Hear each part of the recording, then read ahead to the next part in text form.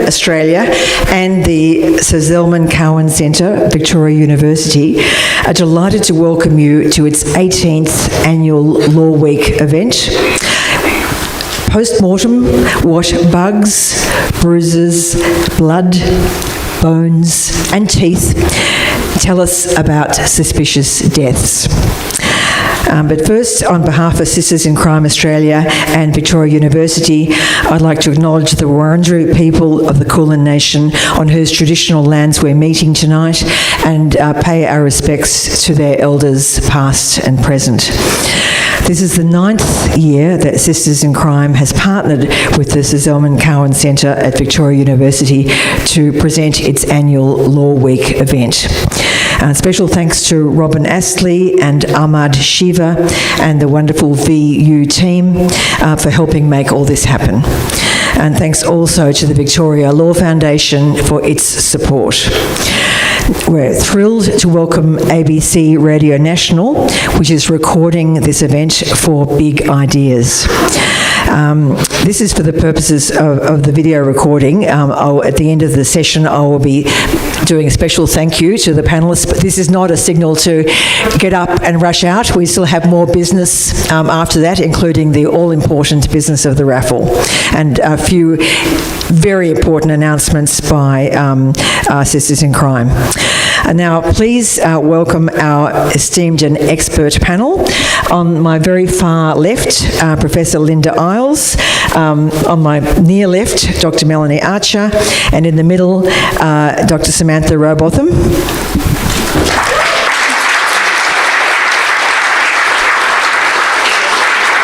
And just a little housekeeping on how the evening's going to work. So I'll be chatting to our three fantastic panellists for about 55 minutes. We'll then have questions for about 15 minutes, and there will be a prize for the best question as judged by convener Sarah Hood, who's just back from a gap year in Europe. Then the raffle will be drawn, and there are 3 bundles of books to be won, naturally all on the topic of crime. Now, first, I'll just like to more formally introduce our speakers and give you a sense of some of their achievements. Not all, because we would be here all evening, but just a bare outline. So, Associate Professor Linda IIes coordinates the neuropathology program at the Victorian Institute of Forensic Medicine. She has worked with the Australian Federal Police in Thailand, Vanuatu, Christchurch and Timor-Leste, and has undertaken medico-legal death investigation work in the Cook Islands, Nauru, the Falkland Islands, and most recently with WHO in Samoa. One of Linda's particular areas of expertise is the brain, and she's one of the specialists in CTE, which is the subject of much controversy in the AFL, as I'm sure you're aware, and other contact sports. Dr. Melanie Archer has been providing forensic entomology services to the Victorian Institute of Forensic Medicine since 1998, and she is now an adjunct senior lecturer in the Department of Forensic Medicine, Monash University. I have to add that she started out as a forensic entomologist, but in the meantime, in her spare time, trained to become a forensic pathologist. So she has 2 hats really here. So she holds an adjunct research fellow appointment with the Department of Forensic Medicine at Monash University. And I can't find Samantha Rowbotham. Dr. Samantha Rowbotham, I thought I'd lost you there, is the acting service lead, human identification service, and head forensic anthropologist at the Victorian Institute of Forensic Medicine. She also holds an adjunct research fellow appointment with the Department of Forensic Medicine at Monash University. So, now we know who I'm talking to. Let's get down to the questions. So firstly, just by way of introduction, I think I speak for most of us and the audience here in saying that we tend to be all interested in what people call CSI moments in forensics. And the CSI moment is that moment when the forensic scientist provides the information that solves a mystery or a crime all on its own. And these CSI moments are basically the bread and butter of all forensic shows. They're the bread and butter of all forensic fiction. And they actually happen to most scientists, if they're lucky, once or twice in a lifetime. But having said that, I think when students are deciding what kind of forensic speciality they're going to follow, or if they're going to follow a speciality at all, they probably learn about cases just like that. So I'm going to ask each of you to tell the story of one of those CSI moment cases relating to your speciality, how you heard about it, and what it ended up meaning to you. So I'm going to start with you, Melanie. That's a very difficult question. Yeah. I would just like to say that you have a lot of little tiny CSI moments as a forensic practitioner. It doesn't matter what you do, there are lots of little wins that add up to the big win. Mm-hmm. So often you actually don't know a lot about the case that you're working on in terms of the context that surrounds it. You may not know the full story. Maybe the full story is never known. So some of the things that we work on have actually never been solved. And I can think of some things that go back many years that I might have worked on 10 or 15 years ago, and we maybe don't even know the basic information as to who the person even is, let alone what happened to them. So sometimes you do work in a bit of an information vacuum, but for me, it's often those little wins of working out what happened in that particular case in terms of if I'm working as a pathologist, a cause of death, or as an entomologist, something that's factual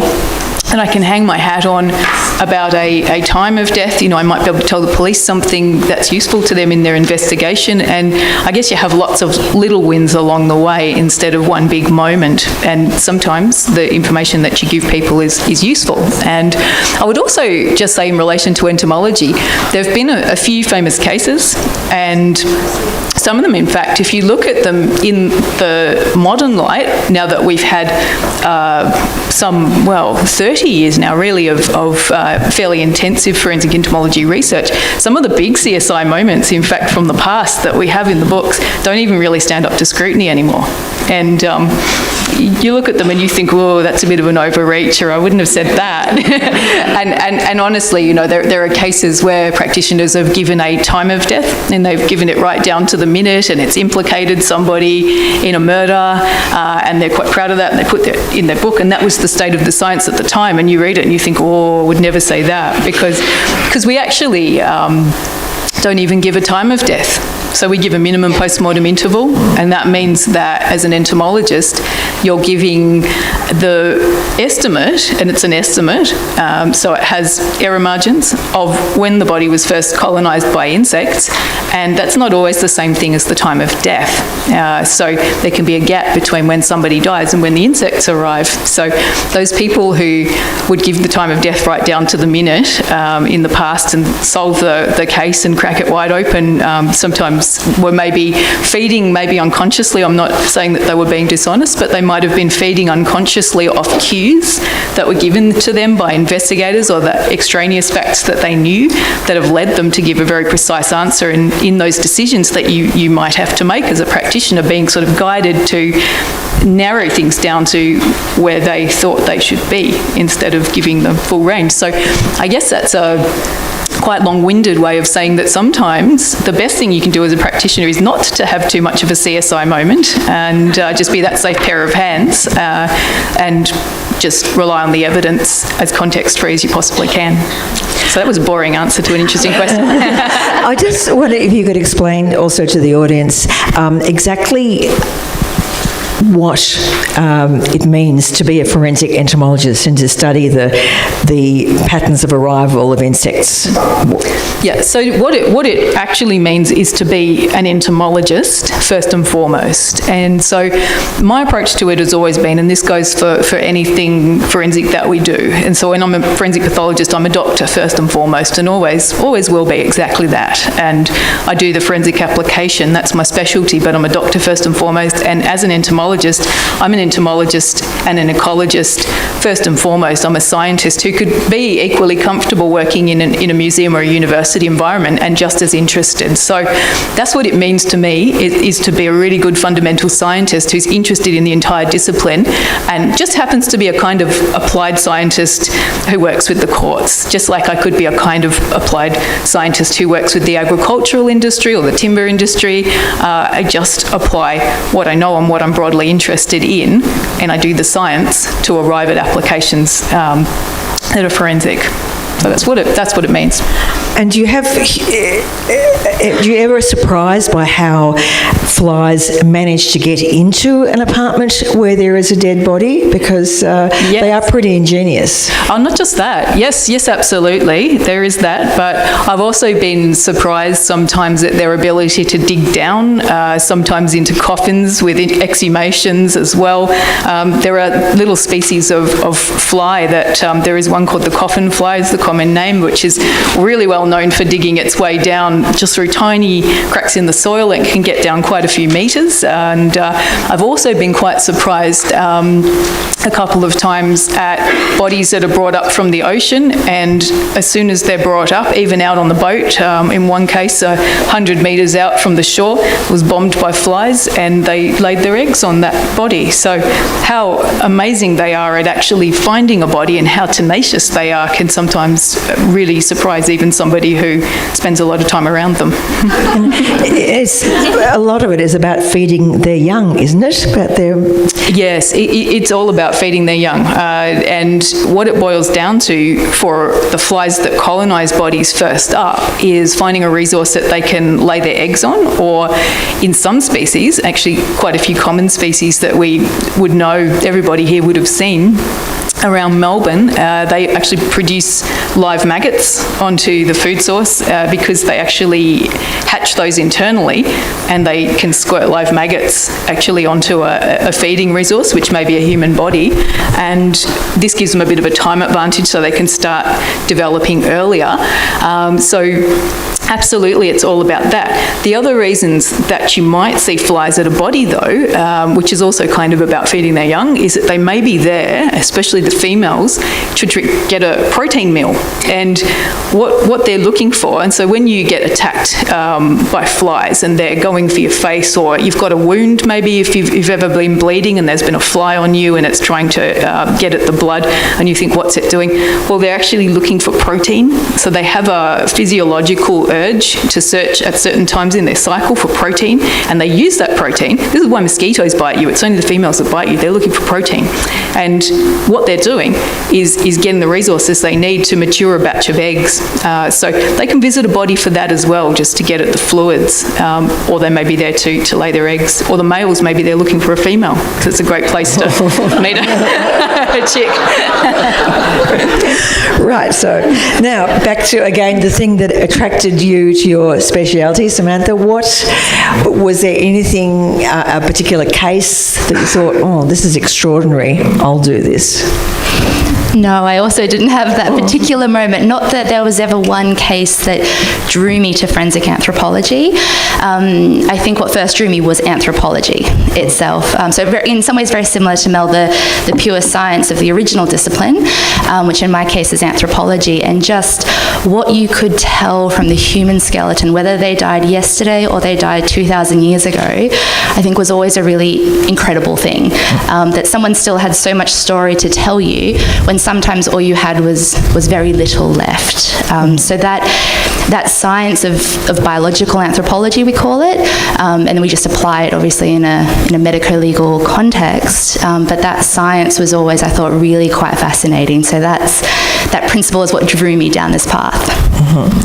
And along the way, have you acquired particular skills? Like I recall one of your colleagues, Soren Blau, once had to reconstruct a skull because this was a skull where a woman was dead, but the skull had been damaged to some extent. There were other small pieces of it around, and she'd be a great person to have if you had a craft exercise to do. Managed to pick up all the little pieces, reconstruct the skull, so there was only one tiny little hole left, which was the size of a bullet hole, and it then established that this poor person had actually been shot. If you had to do that kind of three-dimensional jigsaw work? Yes.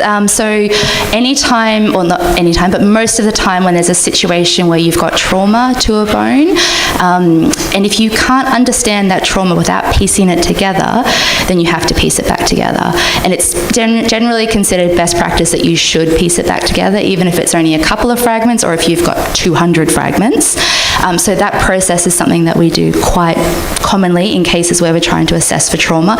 For those very reasons, if you just have the fragments, it can be very hard to see that an edge of that fragment might indicate that there was a bullet or some type of blunt force event or something else. So you can only really understand what happens when you reconstruct and you're looking at the complete bone again. So jigsaw puzzles are definitely a thing.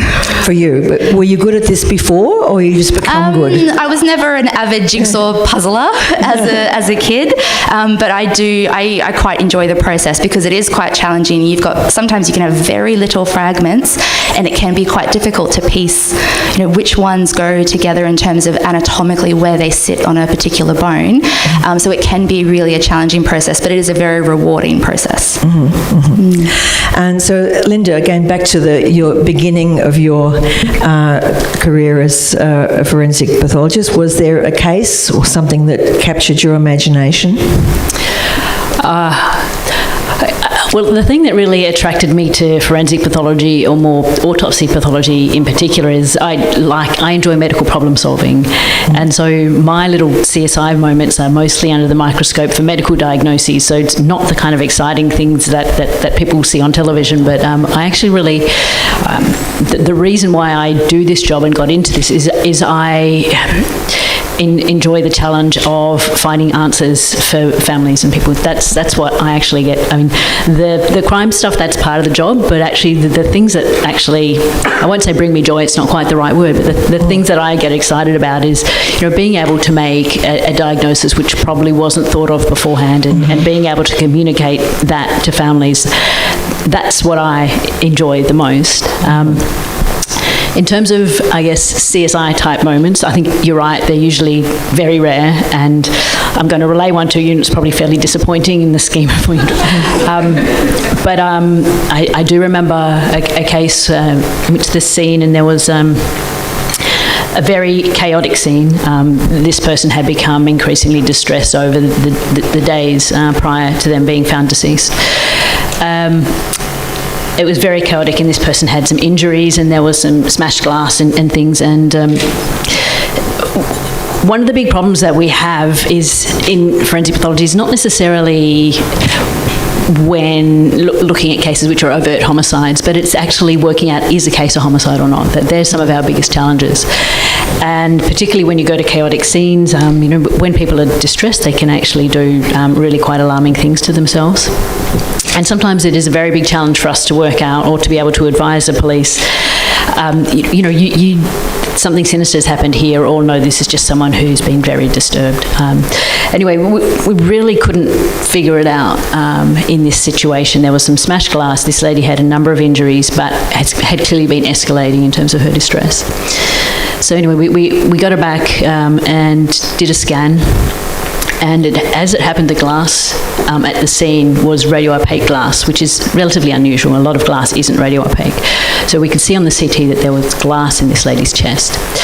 And she had some injuries, which were sharp force injuries. And it was looking more and more concerning, but the police still weren't convinced. And then we did the autopsy and took the pieces of glass out, and then we actually realised that the glass, when you put it together, was one big long shard of glass, and it had smashed, and this lady had no glass, had no sharp obvious injury to her hand, so she could not have done this to herself. And so it was that bit of fortuitous evidence. We could see this particular type of glass on the CT, and we could put it together to work out that it had been used as a weapon, and she clearly hadn't done it to herself. And subsequently they processed the scene, because the scene was so chaotic from a crime scene investigation point of view. It would have been a nightmare, but subsequently got other evidence to show that was the case. But those types of things don't happen very often. More often than not, we can say we favour one thing over the other. It's often very hard to be definitive. And I think it's really important to realise that, particularly as forensic pathologists, we only form a very small part of these investigations, and we'll do our work, and we'll often not know what happens outside of the context of what we do. I think, for example, I have never known, apart from my role as a manager in quality control, I have never known the DNA results from trace evidence specimens I've taken in a case. That's not part of what I need to know. And getting back to what Melanie was saying, contextual bias is an issue that we're highly aware of these days. And so what you see on television is, people with the forensic pathologists, they know everything and they chase people down the road, etc., etc. But look, in reality, we don't even get to know the DNA results, and that's the way it should be. I'm fine with that, because we really do need to control some of the information that we get, because otherwise you can be misled by bits of information which make you sort of blind you in one particular direction. So we're very conscious of that, and quite often we're in a situation that there's some contextual information that we just need to have, and we need to also be transparent about what contextual information we have and that we've relied on, so that everyone is clear how much is context and how much is a physical observation. Sometimes when we know that there is some contextual information in a case, we might say to the police, we don't want to know that just now. I'm going to do a report, and then after I've done that, you can tell me that information, and if I need to do an additional report with that contextual information taken on board, then you'll have that, but at least it won't bias me to this point in time. So it's something that we're increasingly aware of, and I think the police are also quite aware of it as well, so they're a lot more conscious about how much information they give us. Mm-hmm. This, as we were saying before, contextual bias is not a concept that is ever relevant in shows like Silent Witness, where the pathologists are out there actually asking questions of suspects, etc. So just, we can reassure the audience, this never happens. And we're much better looking than the ones on television. So. Sorry? Yeah. Okay. But in this, along these lines, I wanted to also ask all of you about stories that relating to your speciality that make you kind of cross sometimes. And Mel, I thought you might want to talk about the Sung Tzu case in 1247, which is, if anyone ever reads a book about forensic entomology, for sure it will start with this case. So will you tell? Oh, please? Yes. So this particular case is often put up as one of the first examples, possibly the first example of forensic entomology, and certainly the first that actually appears in the literature. So this is a very old crime book called The Washing Away of Wrongs, and it speaks of an ad hoc murder trial that was held in a field in China, and there'd been a murder, and somebody came to examine the suspects, and they all had their farm tools, and they were asked to lay them down, and they were all clean to the eye, but the flies settled on one of these tools, and that was given to be because there was trace amounts of blood that was attracting the flies, therefore that was the murder. murderer. And it just makes me so annoyed that if this actually happened and somebody was convicted on the basis of that, I apologise for my discipline, because we would obviously never do that these days. And you've got to think of alternative explanations, actually. That's one of the strongest things that you as a scientist can do with an open mind, especially if you don't have overlays of context information that box your thinking in early on. And one of the alternatives, for example, it could be a coincidence. It could be that there was a particular pattern on this tool, because actually in the research, if you look at it, there are certain species of flies where people have looked at what particular patterns and colours attract them. And yes, there are dots and stripes and yellow colours that attract certain kinds of flies, and they've looked at this research with a view to making more successful fly traps, actually. But it could have been the look of the thing. It could have been something to do with the wind patterns. So flies like to orient themselves often in ways that are comfortable in terms of the way the wind's blowing. So they'll orient themselves so that they're not getting blown about. Could be something to do with the microclimate where that tool was. Could be what they were cutting. So if they were cutting something like cane that was sweet, well, there are times in a fly's life cycle where I've told you about the protein hunger that they have, but actually their background food is sugary substances. They're often going looking for sugary substances. So if they were cutting cane and that particular sickle had some juice on it, that could be another explanation. Or it could be someone else's blood. It could be the person who owned the thing, if it was blood indeed. So, I can come out with a lot of different explanations, and that's one of the things that I really try to do, is be the first one to think of the alternatives and the caveats on my report, so the limitations that I have. I like to be the first one. I don't want the lawyer to point it out to me when we're in court that, that is a bit of a deficiency, or you couldn't really conclude that, could you, because of X, Y, or Z. I would like to give it to them up front so that they've got a chance to lead that out in court, so that it's fair, and I can talk about what I'm sure of and what I'm not sure of, and what the alternative explanations for a certain finding could be. Sam?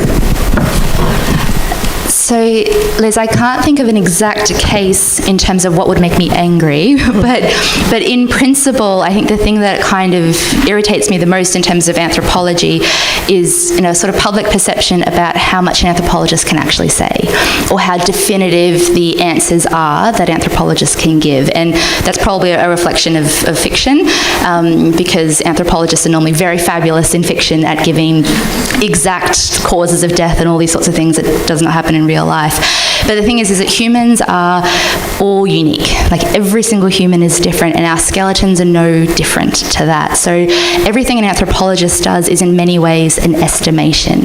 We can never be 100% definitive. It's always an estimation that this person is biologically male, or this person's ancestors came from the geographical region of Europe, for example. Or if we have a fracture, then we're giving an estimation very broadly saying that fracture might be perimortem. Not that happened at the exact moment that they died, and this is exactly how it happened. That level of interpretation is never possible, and I think that's always been quite a hard thing to communicate to people, is that anthropology can actually sometimes be very limiting in what we can say, simply because humans are just, we're so special because we're unique and varied, and that area has always been the trickiest to sort of explain and communicate. But yet forensic anthropologists are really important with war crimes investigations, aren't they?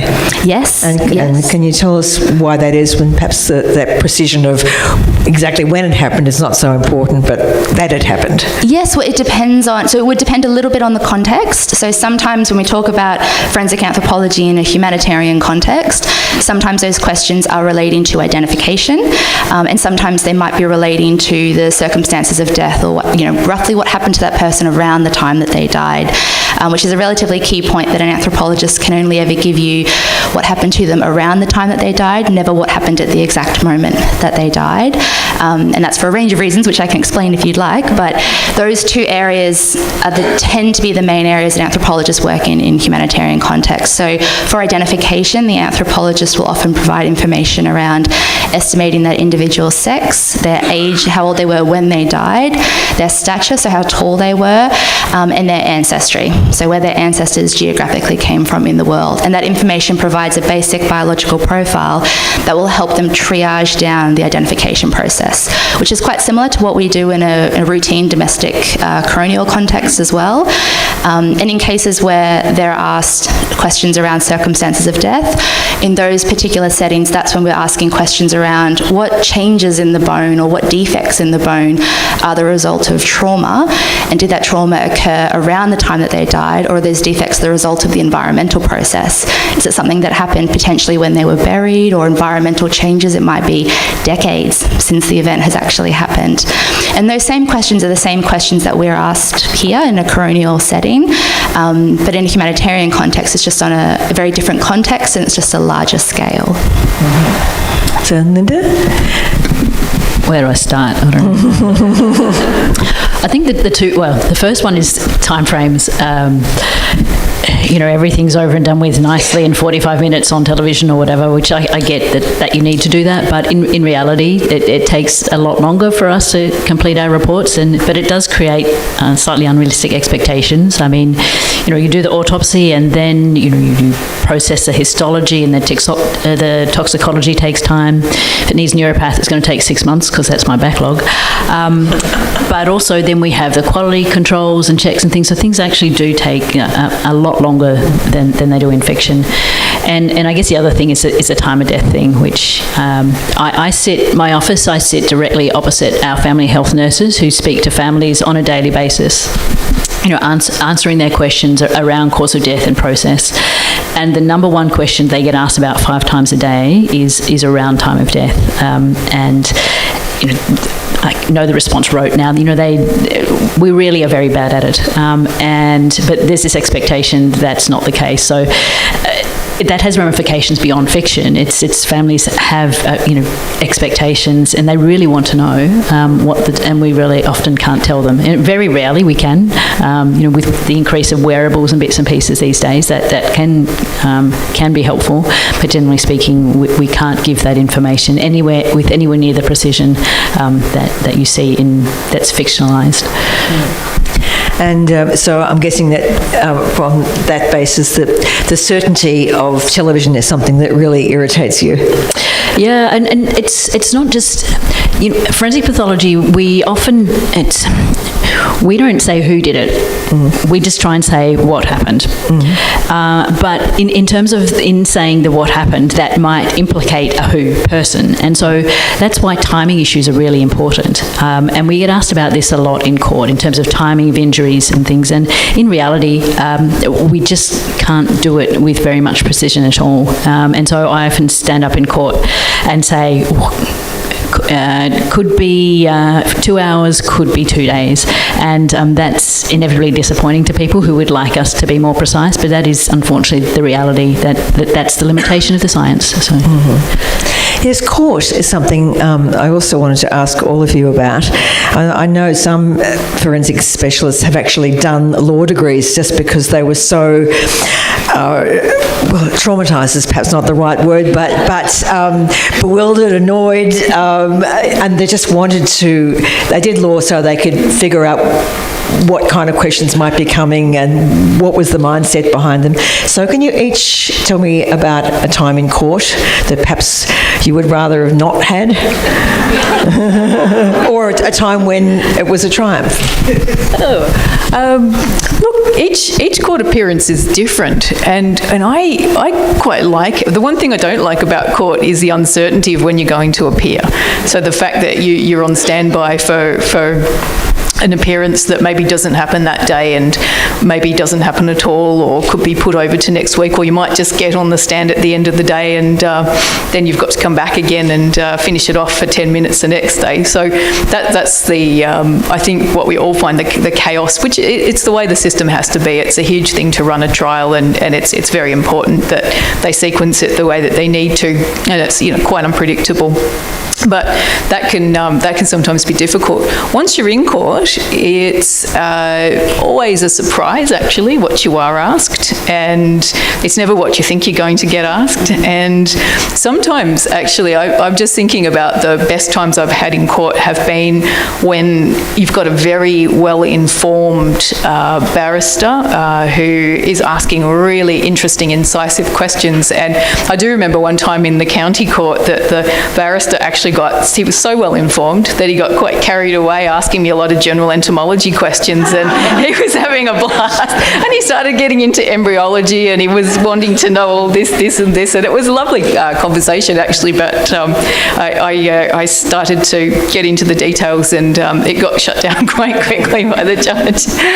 I mean, there have been, and when I think about a time that I did not like in court, it was actually as a pathologist, where I was certainly moved to really reflect on it afterwards, where I actually got accused of being biased, and it was done in such an artful way by the barrister involved, and it wasn't true, I was not biased, but he made it sound like I was colluding with the police in the way that he asked the question. I felt like I really fell into a trap, and I've since gotten a lot better at thrusting back a little bit, and that's not to say that being aggressive, because it's a terrible thing to lose control of your emotions in court, but I certainly learnt to get a lot firmer after that. So I think for us, one of the things that we do as a department that's really good is we try to take an observer along with us to court as often as we can, and it's in fact a requirement that we do that as much as possible. And it's nice to sometimes as well ask them afterwards for feedback on what you could do better, and for me it's possibly getting lost in long technical explanations and saying too much are the things that I need to work on. Sam? I think I also say a few times as well, so it's fair, Mel. There you go. For the part that's probably the most challenging is trying to understand where they're going with the questions, I think, because often you have your evidence and these are your findings, and you've spent a ridiculous amount of time preparing that and going through it and thinking about every single question that might relate to your report and your findings, and then they just ask questions that are completely left field of that.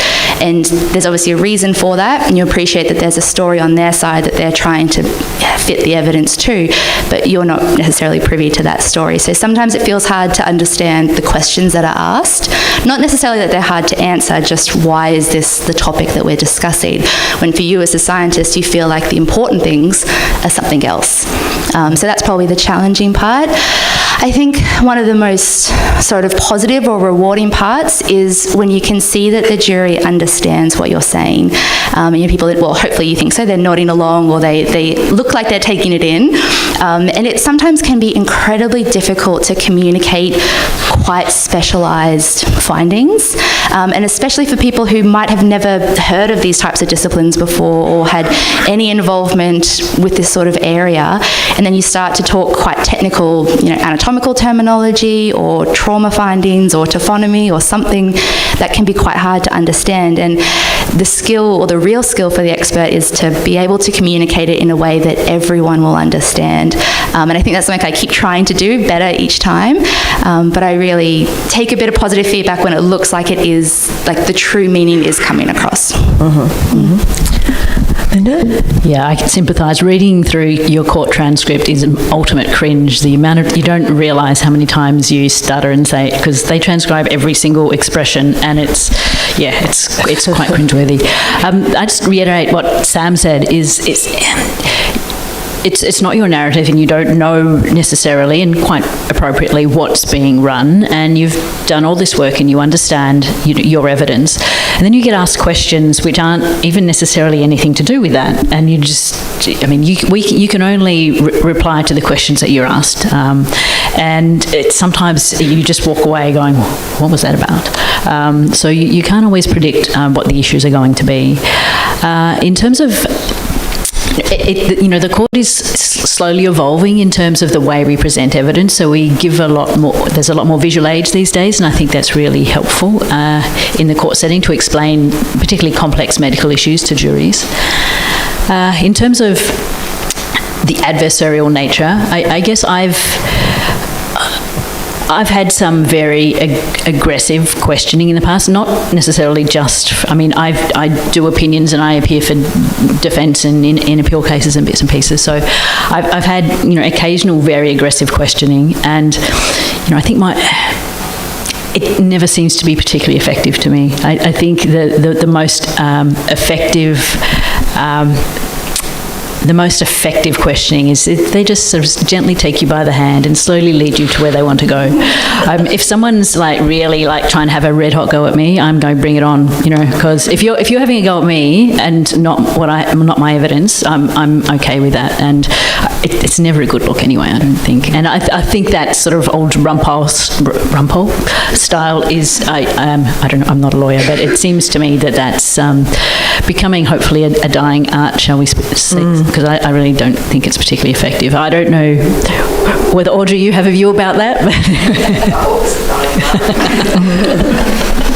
Yes, there's one forensic scientist of my acquaintance who was in court, and the defence barrister started asking her what subjects she did in first year of her course, and she had to go through all those, and then what she did in the second year and what she did in the third year. And the whole point of the exercise was to point out to the jury, supposedly, that she had a very poor memory because she couldn't remember things. And it just went on, and apparently she wasn't allowed to speak to her instructor during the lunch break because that's the rules. But at the end of the day, she said, "Why didn't you rescue me?" And he said, "Well, I could see that the jury was thinking that this guy is an absolute idiot, and it was actually better for the case. So she was just part of the courtroom theatre, and it was actually serving a completely different end. It was nothing to do with what she had to say with the court. It was just part of the larger plan," which she found kind of humbling but interesting. So now I'd like, actually, because we all, any of us who watch TV or even read books about forensics, we never get the actual nitty-gritty, probably because it's might be a bit boring for some readers, but it's actually hard to explain. So just if you could tell the audience, Mel, in your forensic entomology life, what happens if you're called to a scene and there's a locked door and there's, say, the dead body of a mother and a child there, and nobody knows when they were last seen? What can you do? Because you're asked to find out how long have they been dead. So as an entomologist, you'd get there a long way down the track after the scene had been largely processed by crime scene, so the door would be unlocked. But actually, I would say if you were a first responder on such a scene, and even as the forensic pathologist, one of the things about two people dead at a scene, there's a few different possible explanations. And one, of course, is murder, and another could be that one has died and been a caregiver for a dependent one who has been unable to seek help. And another explanation, though, that we always have to think about is scene safety, and that could be that there's a noxious gas, and carbon monoxide would be your leading possibility in the domestic setting. So actually one of the first things that they might do at the scene of a double fatality is hopefully clear the scene for safety. So and there are quite a few different points of scene safety that we always have to consider actually when we're working at a crime scene. But and I've nearly fallen down a cliff, and I've nearly stuck my finger on a knife. I mean, you really actually can hurt yourself quite badly at a crime scene.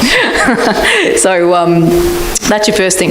But let's put all that aside and just go purely with the entomology. So the question might be, did they die at the same time, or have they actually died at different times? And if you're bringing that scenario of a mother and daughter, then the caregiver and helpless one would probably be your leading, if it's a young child, your leading possibility for causing the death. It could also be a murder-suicide for all we know, but you definitely would want to establish a time of death as best you can for them. So if they were somewhat decomposed, the entomologist might be called, and what you'd be looking for is a difference in the development stage of the insects on the two bodies. And I would certainly be upfront and say that sometimes it can be, even in the same scene with people who are known to have died at the same time, actually you can have different colonisation times for those two bodies. And one explanation for that could be that the flies have taken a while to get into a house, and there's only a few flies able to get in, so they've colonised, say, one body, and then a few more flies get in and colonise the other. So that's certainly a thing that can happen. But let's just say that, in fact, the two of them have died at some distance of time apart. And what you'd be interested in doing then is making sure that you take a collection of insects from both bodies and then the surrounds as well. So at a scene, we're actually more interested in the surroundings than we are in the body. And the reason for that is twofold. So number one, as an entomologist, and as a pathologist too, as in anything at a scene, you've got to be very respectful of what you touch, where you walk, etc. And one of the absolute no-nos is to interfere unnecessarily with the body, because you can interrupt trace, you can distort injuries. There are so many reasons to not touch the body any more than you need to. So whilst you'll have a look, you'll be focused on the surroundings. And now the other reason the entomologist is really interested in the surroundings is that when the insects have finished feeding on a body, they leave the body, and the maggots anyway will crawl away. When they've finished feeding, they're ready to actually transform to the adult. So they crawl away from the body and they find a spot to hide, and then they undergo that transformation to the adult. So they do what's called pupate, and it's just the same as a butterfly with a chrysalis. And so when you're at a scene, you want to make a complete collection. You can take all of the insects on the body at the mortuary at the appropriate time when the pathologist has finished doing what they're doing, and you can look deeper under the clothing and under better light at the mortuary. So you can cover the body side of things best at the mortuary, but the scene side of things you need to be aware of making sure that you collect all those life history stages that have left the body, because they'll actually potentially be the oldest life history stage, and thus very important for working out how long that body has been colonised by insects. So what you would do is make a very careful search, and if you're in a house, actually, you would be looking potentially in cupboards and under carpet and in detritus if there's stuff all over the floor, just trying to make sure that you find all those little hiding maggots or pupae,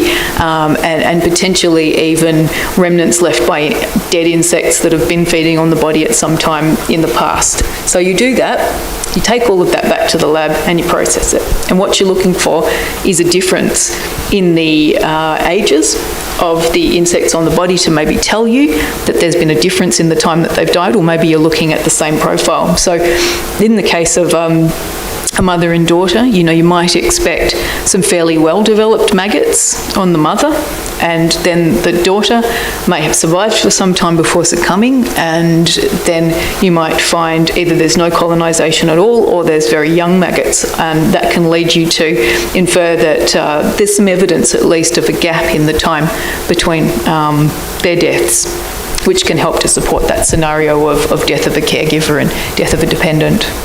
There's also a lot of other maths to do, isn't there, about working out how long the life cycles have taken, because that can vary, can't it, according to the temperature and the breed and the species. Yeah. So could you share some of that complexity with the audience? Yeah, absolutely. Yeah. So we talk about species because breeds are artificial, human-created things like German shepherds and Siamese cats, but species are the cat and the dog. And when we talk about flies, we're talking about the species. And so, as you say, exactly, the different species have different growth rates, and there's different sets of laboratory data even describing sometimes the growth rates in different populations. So flies in England of a certain species that's cosmopolitan, so found around the world, may be different to the growth rate of the ones in Australia. So you've got to be quite careful sometimes about which growth rate data you use. So when you actually try to work out how old old those maggots are, what you want as well is an idea of the prevailing temperature. And of course, you would think the first place you'd go for that would be the nearest weather station, but the problem is, of course, if you've got these bodies in a house, let's just say the heating's not on. If the heating's on, that's great, and you know it was on the whole time, well, you've got a nice constant temperature, happy days. But very rarely is that the case. So in fact, what you have to do is put down a data logger that will collect the temperatures at the scene for some time after the bodies are left, usually a minimum of 2 to 3 days, but 10 days is really good. And then you will actually make a correlation with the temperatures measured by the nearest weather station, and that will allow you to produce an equation that will help you to correct the temperatures, so you can get an estimate of what things were like when the bodies were in situ, and that will help you to understand what temperatures those maggots grew under. And have you ever had to breed insects yourself to figure out what had happened and observe their cycle?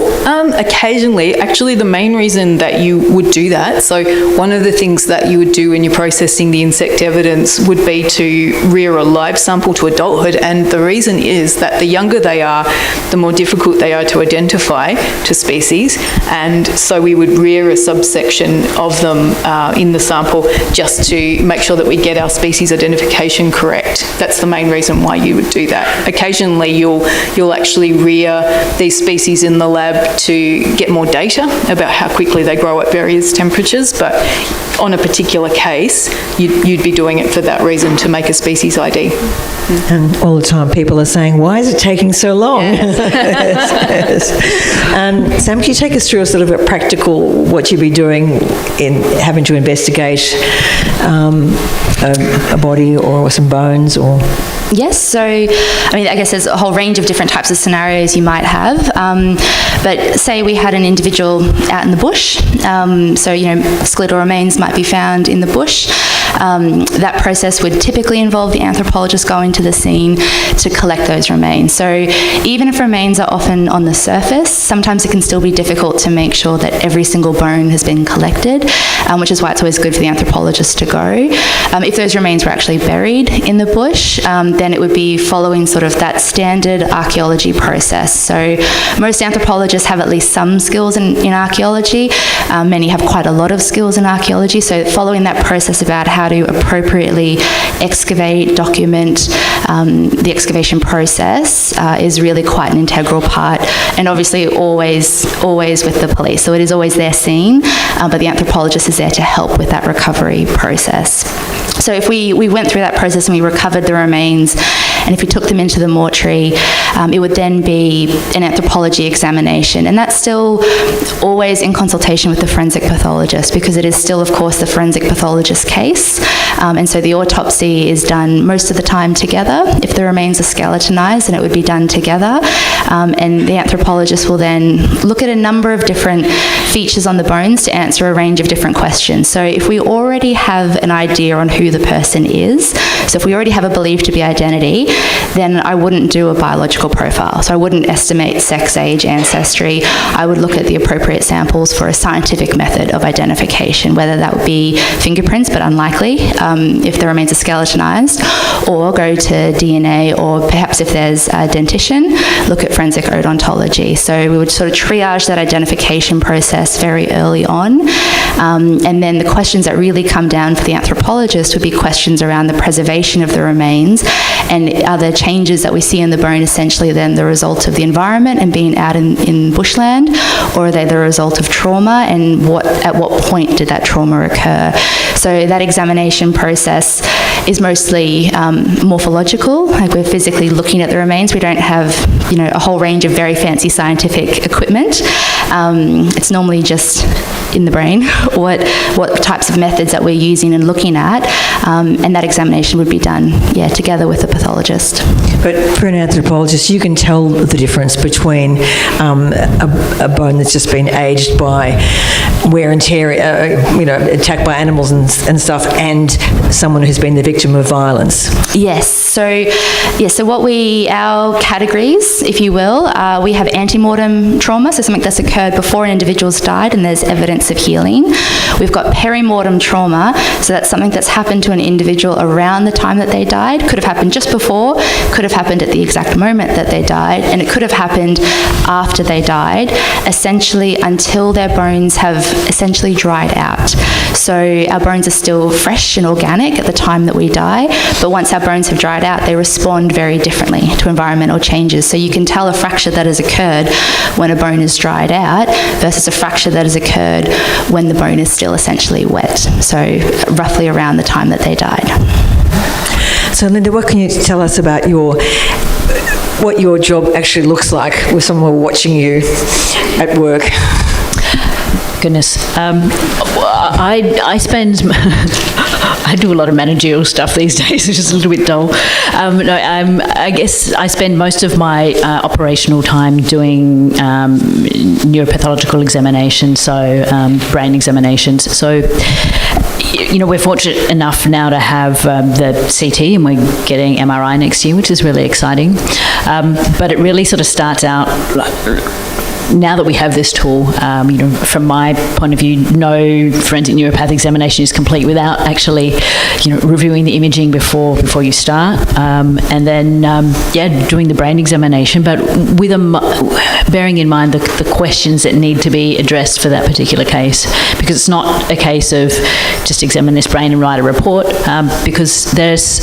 the brain is such a complex organ, and depending on, this is why context is actually important, depending on the questions that are being asked, my examination will have to incorporate different things. So so I spend a fair bit of time doing the brain examinations, and then obviously the histology, so the work under the microscope afterwards, and that actually from a neuropath point of view can be the most time-consuming thing to do. So it's not particularly exciting, but I find it rewarding.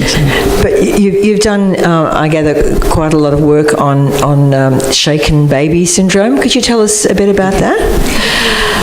My unfavourite expression. So shaken baby syndrome is not a term that I would use.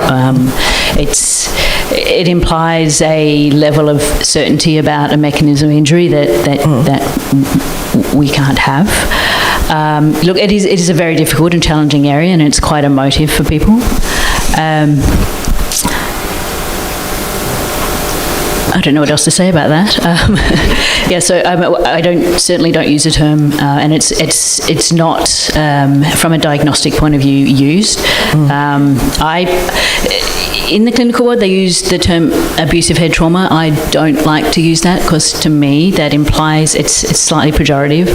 I use inflicted head injury because I think the abusive, but that's my preference. But yes. A good number of years ago now, that term went out of usage, again acknowledging the lack of certainty about the specific mechanism of injury in a particular case. And how about, and you also do quite a lot of work on CTE. Can you tell us a bit about that and how it's changed? Yeah, the CTE work is really, really challenging because a CTE examination is very labour intensive. And when you think about the symptoms of CTE, they're very non-specific. And, unfortunately, we see, I can't remember the figure. I think it's maybe 60 suicides a month in Victoria. I could have the numbers wrong, but it's a really, really big problem. And we certainly don't autopsy all of those cases. The families don't want it, and it's not practical, particularly when the circumstances are very clear, that they've taken their own life. And so not only do we not autopsy all of those cases, but we certainly don't do the extensive brain examination that's required to diagnose CTE. It's a very in-depth and complex examination. So we really need to have a strong indication beforehand that person might have been suffering from CTE, and the symptoms are very non-specific. So, chronic traumatic encephalopathy. So if we can get a history of repeated head trauma, often involved in sport, and family, what is really helpful, I think, is there's an increased awareness in the community around CTE. So we've had cases where the police have actually told us, they've rung us up afterwards, they've found someone who's taken their lives and say, Joe Bloggs, he played a lot of country football and he had lots and lots of head knocks. And so there's this growing awareness that people kind of raise it up the flagpole so we can do the right examination, because there's just no way that we could do that examination for everyone who takes their own life, and it wouldn't be acceptable to the community either.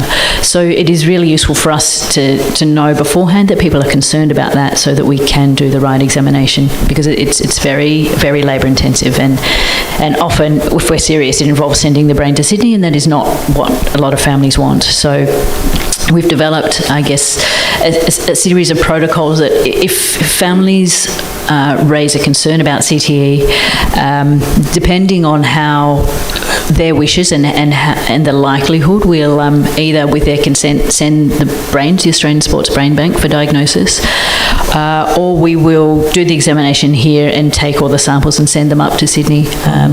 It's not an easy diagnosis to make, because there's other complex neurodegenerative processes that can overlay that.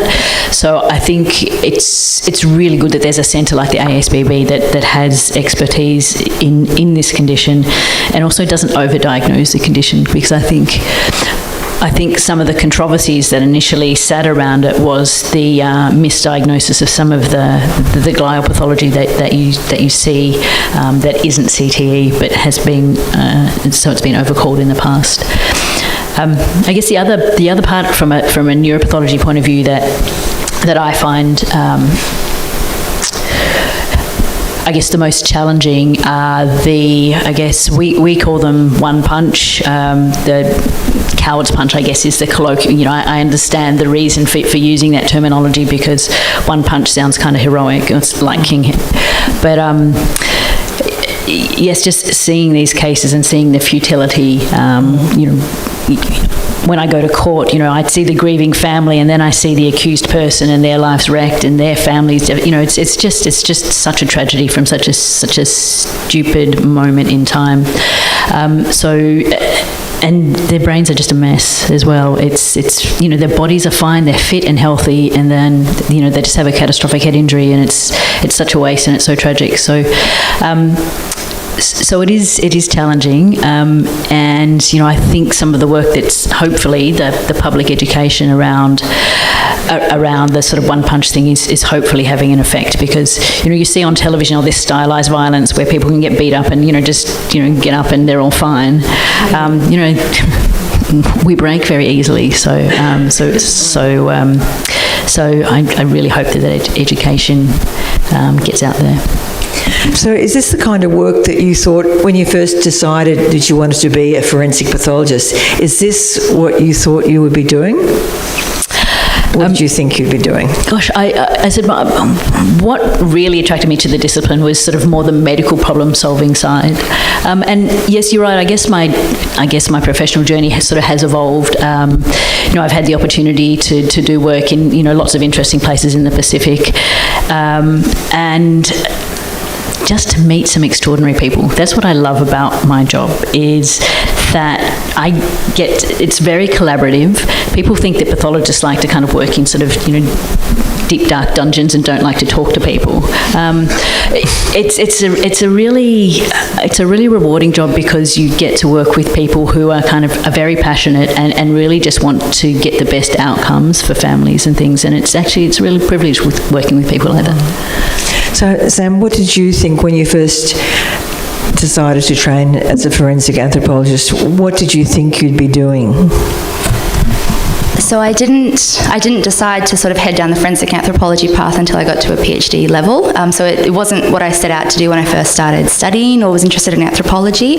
But when I sort of chose this path at the PhD point, it probably is actually. It's very much, these are the types of things or the types of questions that I thought it would be about. I also do a lot of work in human identification, so it's not as so much anthropology based, but it's all very important work work that we do within the coroner's system. So I love all the aspects of the work that I do. And the anthropology work itself is very much what I had hoped forensic anthropology would be.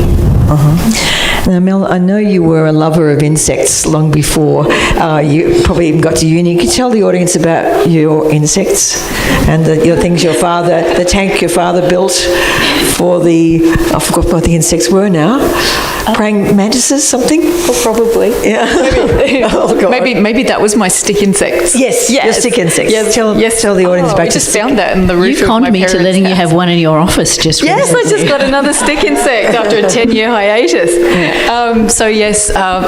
We just got that cage that Dad built me for my stick insect collection from the roof of the house the other day, my brother and I, because I've got stick insects again.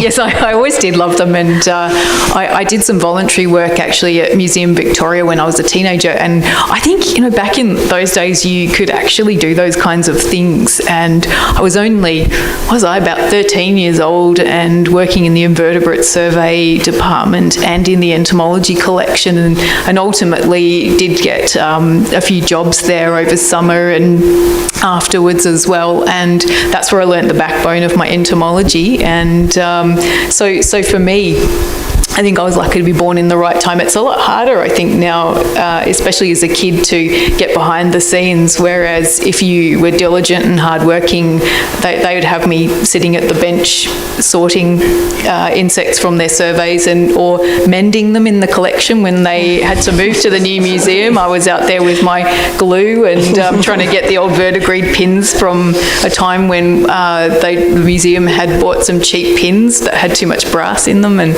then they got verdigris that was breaking the specimens apart. So that was my job, and pinning up broken legs and gluing them together for a little while.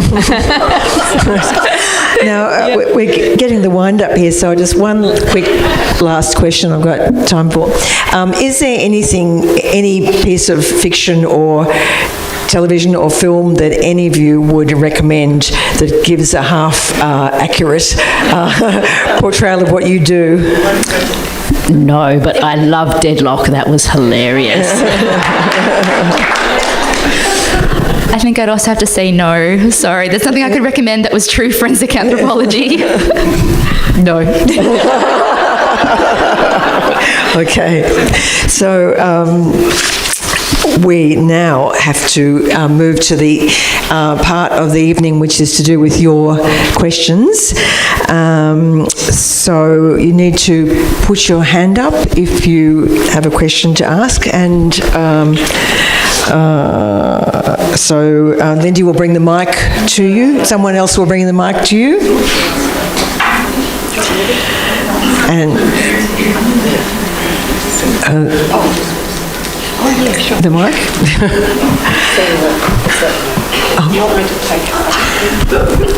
And please also give your name before you speak, so that Sarah Hood can judge the best question. We are being recorded for Radio National, but they will have time to cut it out if you don't want it. My name is Chris, and I'd like to follow on your last question. Which of the TV series or movies that you've seen would you think are the worst?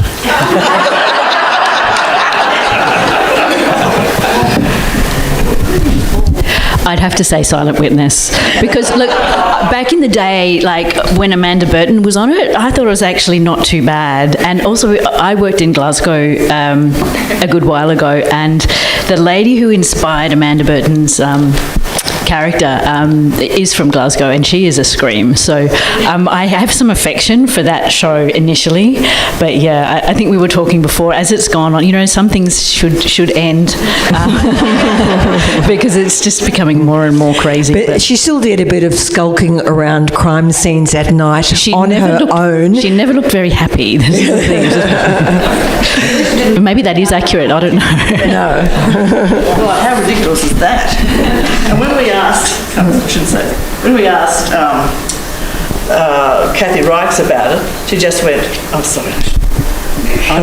You'll have to cut this out." When we asked Kathy Rikes about how come Tempe Brennan was wearing a gun, she did this little movie. So, next question. Hi. Is that working? Hi, my name's Philomena. I did my PhD in autopsy, so I've seen the incredible value that they provide and the answers they give. And I was doing it around the time when they revised the Coronial Act so that there was much more respect given to families, which I think was really important given some of the previous body retention scandals that had occurred. I guess my question is around death scenes, whether they're car accidents, bus accidents, where there's death. One of the things I hear from families is what they feel is a lack of respect when bodies are left there for 6, 12, 24 hours. They feel there's respect at Forensic Institute, like VIFM, but they feel that in-between space can be really disrespectful when bodies are left on roads or on buses and so on. So I'm just wondering if you could kind of explain why that might be the case, given, you know, sometimes there's a sense of why isn't it urgent to get them to the refrigeration and preserve and all those kinds of things? Do you want to? I'll feel my way awkwardly through that question. I guess it depends on the scenario that you're talking about, because if it is a suspicious death, then you've got to balance the processing the scene, and that takes time, and you only get to do it once, and all of those things. I guess there are also other issues in terms of public safety and safety of first responders and all of those things. So it's not my experience that deceased people are left in situ any longer than they need to be, given those factors. But there may be examples that I'm not aware of. But I do know that scene processing can take a long time, and that can be difficult for people. But the scene also has to be made safe. Particularly, I think there's been some scenarios where there's been contamination of the scene, and it's actually been hazardous, and the only thing that's going to decontaminate the scene is time, and that's really unfortunate when there's a situation like that. Hello, my name's Karina. I'm a crime writer, and Linda, I just wanted to say, unlike pathologists, crime writers like deep, dark caves to work in. Thank you very much for all the comments today.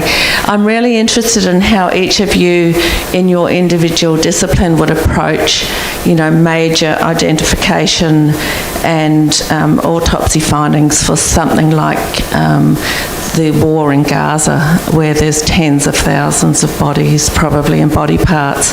How would you approach that? How would you identify those people and their causes of death? I'll take that one. So that scale is obviously enormous, and that situation has happened in many parts of the world where we have a large number of individuals that are very quickly no longer identified. And that process for identification does not happen overnight, and that it would essentially require the setup of a formal identification system where the relevant identification data is collected from each of those deceased individuals, and that there is a huge amount of work done to collect the relevant ante-mortem data. So data that's reference data from families, for example, like reference DNA samples. So the collection of that ante-mortem data and the collection of that post-mortem data will take years, if not decades, to do properly. But that is the only way that you can scientifically identify every individual in those types of situations. So it's a long process. Yeah, I just will add to that, in terms of the ICRC, they have sort of guidelines, particularly for under-resourced countries about what to do in those situations, and really it is take a DNA sample and bury the person, and then be prepared for that very, very long process, because that's what needs to happen when you're just dealing at things at such a scale.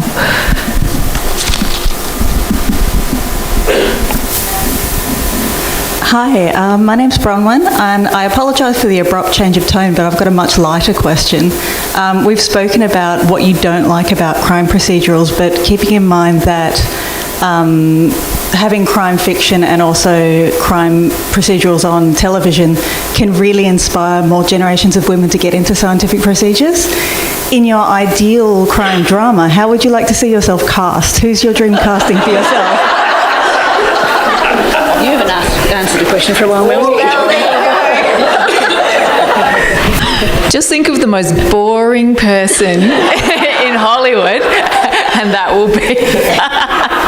Honestly, I am so boring and nerdy that it would be really hard to spice me up. You'd have to make me into somebody else entirely.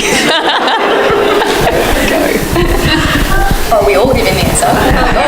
Oh, all of us. I have never thought about that, ever. And now I'm trying very hard to think of who would maybe suit my personality for an anthropologist.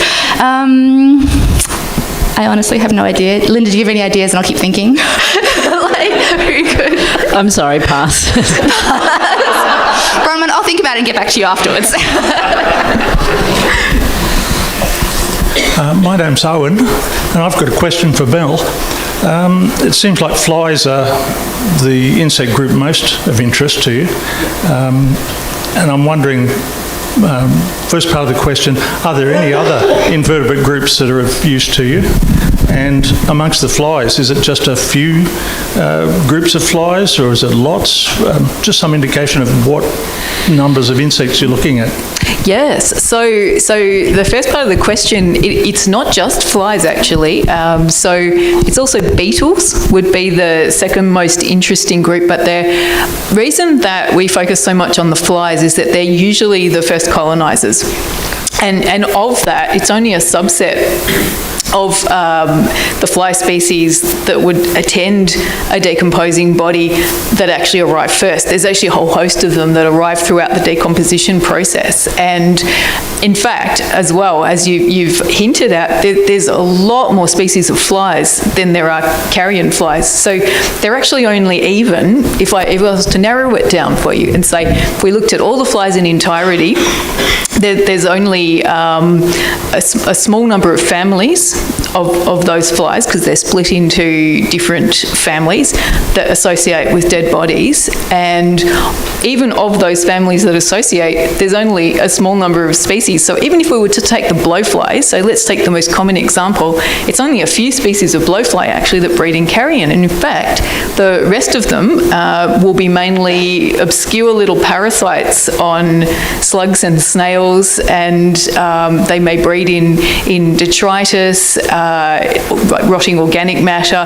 There's a whole lot of different lifestyles for these species, and carrion is just one of them. And sometimes for the common species, they're what we call facultative, so it could be that carrion is just one way that they can live their life, or they may do something else, and an example of that might be some flies that can actually breed in wounds.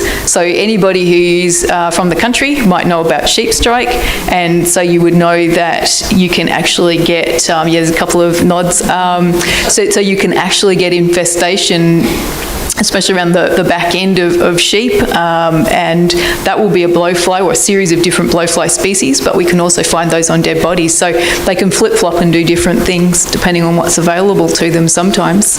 Yeah. I love the joy in your face when you talk about flies. So interesting. Hi, this is Jenny. I'm just wondering what's the most bizarre or unusual item or scenario you might have come across in your career. I'm just thinking of the classic textbook Bailey in Love, where there's a picture of a pepper pot that was retrieved from someone's rectum with the greetings from Margate inscribed on it. No, I'm not going there. I'm sorry. Hi, Kerry Ann Sullivan. Just wanted you to touch on one facet I don't think you have tonight. If you have, it was probably when I nodded off, and I'm sorry. I'm very tired. But bodies that have been in the water a long time, how do you get a time of death from those? And when there is increased decomposition, how accurate can that be? And what's the process for bodies that have been in the water for a long period of time? There's someone in the audience who's done a PhD on this. Really? Maybe you should talk to her afterwards. Sorry, Gemma, drop you right in it there. Here's one of my collaborators. Oh, well past. I wanted the roving microphone to go to you. No, she really, truly is an expert. And it's very difficult in the early stages because you've got decomposition changes that are very variable depending on even where the body's been in the water column, let alone what kind of water it's been in. And there are a lot of different facets to that. As the body gets out later from the proposed time of death, you may, and I mean people have used things like, or tried to use things like colonisation of barnacles and various weeds and things, seaweeds that the body may pick up as it floats through. And I think, would it be fair to say, Jem, that that's not been very successful? She's nodding.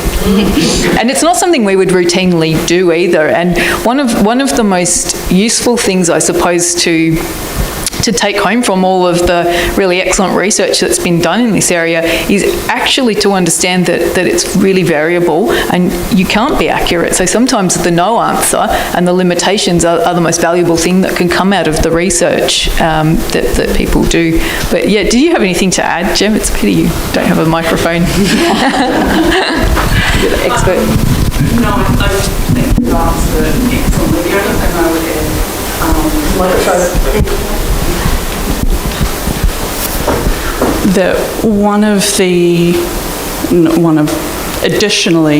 the tricky things about that environment is that it's three-dimensional compared to a body that's recovered from land, which is essentially doesn't necessarily move. It may do after death, but a body in water has the ability to move in three-dimensional space, and that presents a large number of variables, as Mel has mentioned, that aren't necessarily relevant for bodies that are recovered terrestrially on land. And it means that the factors that affect a body are incredibly varied. And so there may be a number of factors that we aren't even aware of that the body has been subjected to when it's been in the water. So there's often very little that we can actually say about where a body went into the water, what has happened to it whilst it has been in the water, and for how long it may have been there. It is incredibly difficult to say with even any remote level of certainty anything about bodies that are recovered from water. We're still doing research now to try to better approximate what and when and how and why. We've probably got time for one more question, I think. My name's Matthew. I had a question on when in the beginning you briefly touched on piecing together like skeletons as like a puzzle. I wanted to ask, how often do you do this in your job, and mostly under what circumstances does this occur? So, sorry, just to check, as in piecing a single bone back together, or as in laying out a skeleton to analyse? Piecing a single bone. Piecing a bone back together. So in any case where we have trauma, that will be done. And in some cases where there's a lot of taphonomic changes, so environmental changes, like for example burning, you might have lots of fragments. In any case like that where we're not sure exactly what's happened and we need to understand, we'll piece it back together. So basically trauma or environmental change. Sorry, I had a follow-up question.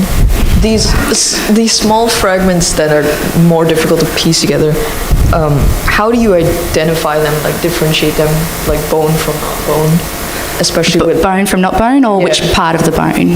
Like both also. Like yeah, well, it comes down to the osteology. So like a really good understanding of the anatomy of the bone.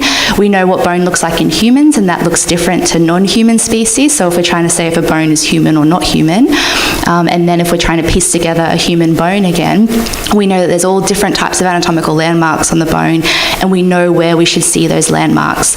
So we can lay it out in generally the anatomical position, and then we start to piece them back together that way.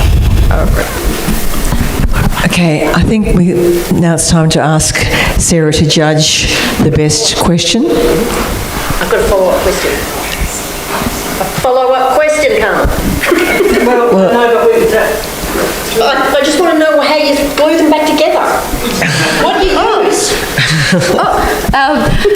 So there are a whole range of different implements you can use. I like to use a glue that is dissolvable. So because not necessarily, you're not always guaranteed to have the exact two pieces right the first time, and you want to be able to re-alter and keep shifting. So I use a dissolvable glue. So you don't use super glue? No. No super glue. Okay. Now I think no one could accuse this audience of not wanting to get into the nitty-gritty. Okay, so Sarah's going to choose the best question. I'm going to give the prize to the one answer that involved audience participation. So, Carrie-Anne, your question about bodies in the water was a great question. Got some great response from here, but also brought audience participation. So, you get the prize.